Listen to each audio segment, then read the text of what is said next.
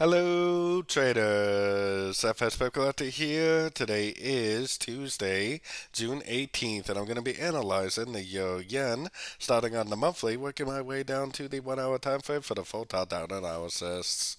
So, on the euro yen, I still think this is so clear that this is a wave 1, this is a wave 2, and this is all subdivisions of a wave 3. I still believe we're in a wave 3, and I still don't see any evidence that wave 3 is over. There's no reason at all that this potentially couldn't drift out to the 78 or maybe even 100% before it even decides to make a wave 4 and a wave 5. And this is the monthly time frame also, so this potentially could be anywhere from a year or maybe even more away from ending this uptrend. Heading down to the weekly time frame, one thing that's important for me is I do not see a fib bounce. I do not see a break of structure to the downside. I really don't even see much of a lower high. There's a little bit of a lower high right there, but that definitely doesn't tell me anything important. I do not see any reason at all to think that this trend is not still up, still a wave 3, and potentially it's going to go up to at least a 78% Fibonacci extension. So heading down to the daily time frame, on the daily right here, have you ever seen this shape right here? One, two, three waves down in an uptrend. One, two, three waves down, one, two, three waves down, one, two, three waves down, one, two, three waves down. Man, those ABC shapes are just everywhere as if you know where to look for them. And that right there definitely looks like the end of a correction, and it probably is going to go up and make new highs.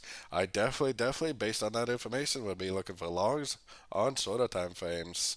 Going down to the 4 hour time frame, I think it's very obvious that this is impulsive down wave A, this is three waves up wave B, impulsive down wave C, right to the 50% Fibonacci level, nice impulsive up.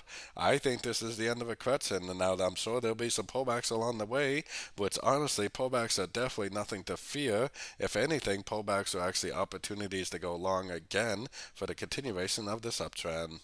So heading down to the 1 hour time frame. On the 1 hour time frame, I definitely wouldn't try to go long right now. But if price goes down and makes a pullback, which it doesn't necessarily have to, it could easily just keep on drifting up.